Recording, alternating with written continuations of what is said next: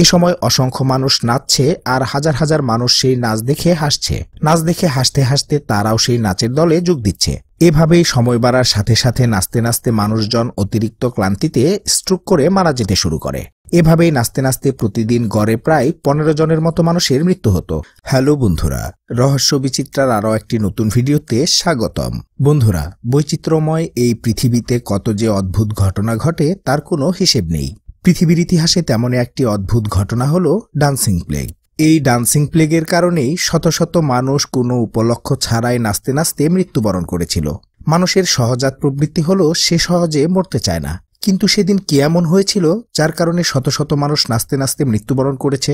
হ্যাঁ বন্ধুরা, বিস্ময়কর এই ডান্সিং প্লেগ নিয়ে আমাদের আজকের আয়োজন। চলুন বন্ধুরা, ভিডিওটি শুরু করা যাক। বন্ধুরা, 1518 সালের রোমান সাম্রাজ্যের অধীন বর্তমানে ফ্রান্সের অন্তর্গত একটি ছোট্ট শহর স্ট্রাসবার্গে ডান্সিং প্লেগের মতো এমন অদ্ভুত ঘটনাটি ঘটেছিল। আর তখন এটির প্রভাবে নাচতে নাচতে প্রায় 400 মানুষ মৃত্যুবরণ করেছিল। অদ্ভুত এই ব্যাপারটির বিস্তারিত ঘটনার দিকে এবার দৃষ্টিপাত করা যাক। 1518 সালের জুলাই মাসে ফ্রাউ ট্রফিয়া নামের একজন মহিলা স্ট্রাসবার্গের একটি ব্যস্ত রাস্তায় হঠাৎ করেই পাগলের মতো নাচতে শুরু করেন। তখন স্বভাবতই তার নাচ দেখার জন্য অনেক দর্শক জড়ো হয়ে যায় এবং অনেকেই নাচ দেখে প্রশংসা ভরে হাততালিও দিতে থাকেন। কিন্তু লেডি ট্রফিয়ার এই নৃত্য কিন্তু অল্প সময়ের জন্য ছিল না। শীঘ্রই এই ব্যাপারটা বোঝা গেল যে ট্রফিয়ার নাচের এই ঘটনাটা কোনো সাধারণ ব্যাপার নয়। মহিলাটি টানা 6 দিন ধরে উন্মাদের মতো নাচতে থাকে। এই 6 দিন ধরে সে সন্ধ্যায় নাচ থামাতো, আবার সকালে তার উন্মাদ নৃত্য শুরু করত। এভাবেই চলতে চলতে মাত্র 1 সপ্তাহের মধ্যে তার সাথে আরও 34 জন স্থানীয় লোক এমন উন্মাদ নৃত্যে যোগ দিয়েছিল। তখনকার চিকিৎসকদের নিকট এই ব্যাপারটি ব্যাখ্যার সপক্ষে কোনো ধারণাই ছিল না। তাই চিকিৎসকরা উল্টো পরামর্শ দিয়েছিল যে এই নৃত্যরত মানুষদের শরীরে নাকি জ্বর এসেছে এবং রক্ত গরম হয়ে গেছে, তাই তারা আরও বেশি করে নাচলে তাদের অসুখ নিরাময় হবে। আর এই পরামর্শটি তৎকালীন শহরের সিটি কাউন্সিল গ্রহণ করে নৃত্যের জন্য একটি মঞ্চ তৈরি করে দেওয়ার পাশাপাশি নাচার জন্য মিউজিকের ব্যবস্থা করে দিয়েছিল। তাছাড়া ভালোভাবে নাচতে শেখার জন্য প্রশিক্ষকও নিয়োগ দিয়েছিল। জুলাই থেকে শুরু হওয়া এই নাচ আগস্টের শেষের দিকে এসে রাস্তাটি একটি আধুনিক দিনের মতো কোনো কনসার্টের অবস্থাতেই পরিণত হয়েছিল। এ সময় অসংখ্য মানুষ নাচছে আর হাজার হাজার মানুষ সেই নাচ দেখে হাসছে। নাচ দেখে হাসতে হাসতে তারাও সেই নাচের দলে যোগ দিচ্ছে।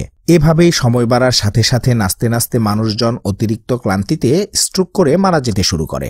এভাবেই নাচতে নাচতে প্রতিদিন গড়ে প্রায় 15 জনের মতো মানুষের মৃত্যু হতো। আর এই নৃত্যের ধারা 1518 সালের সেপ্টেম্বর মাস পর্যন্ত অব্যাহত ছিল। এই ঘটনার প্রত্যক্ষদর্শী একজন জার্মান পুরাতত্ত্ববিদ জোহান শিল্টার তখনকার রাস্তা, গলি এবং পাবলিক প্লেসে লোকেদের নাচের বর্ণনা দিতে গিয়ে বলেন যে তারা দিনরাতভর কোনো খাওয়া দাওয়া না করে শুধু নেচেই যাচ্ছিল। এভাবেই লাগাতার ক্রমাগত নাচের ফলে এদের মাঝে কেউ কেউ অজ্ঞান হচ্ছিল, আবার কেউ কেউ মারাও যাচ্ছিল। এই পুরো ব্যাপারটা ছিল যেন এক মৃত্যুর তাণ্ডব নৃত্য। বন্ধুরা, কেন এমন উন্মাদ নৃত্যের সৃষ্টি হয়েছিল সে ব্যাপারটি নিয়ে এবার আলোচনা করা যাক। সেই অদ্ভুত ঘটনার জন্য আজকের বিজ্ঞানীরা এরগট নামক এক প্রকার ছত্রাকের বিষক্রিয়াকে দায়ী করেছেন। এটি এমন এক ধরনের ছত্রাক যা সাধারণত রাইরুটিতে জন্মায় এবং এটিতে থাকা সাইকোঅ্যাক্টিভ রাসায়নিক পদার্থের প্রভাবে মারাত্মক হ্যালোসিনেশন এবং খিঁচুনির সৃষ্টি হতে পারে। আর সেই সময়ে রাইরুটি একটি সাধারণ খাদ্য হিসেবে বিবেচিত হতো। আবার অনেক বিশেষজ্ঞ এই ডান্সিং প্লেগকে এক ধরনের গণহিস্টেরিয়া হিসেবে বিবেচনা করেন।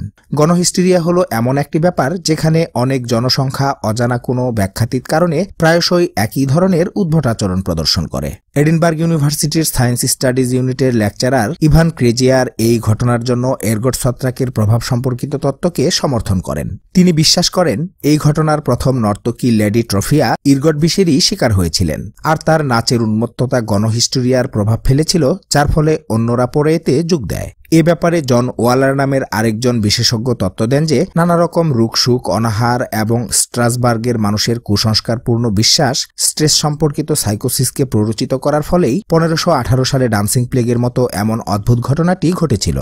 তো বন্ধুরা, আজকের ভিডিওটি এই পর্যন্তই। ভিডিওটি আপনাদের কাছে কেমন লাগলো তা অবশ্যই কমেন্টে লিখে জানাবেন। ভালো লাগলে অবশ্যই একটি লাইক দেবেন আর চ্যানেলটিকে সাবস্ক্রাইব করে পাশে থাকা বেল আইকনটি প্রেস করে দেওয়ার অনুরোধ তো থাকলোই। কথা হবে পরবর্তী ভিডিওতে। ভালো থাকবেন সবাই, ধন্যবাদ।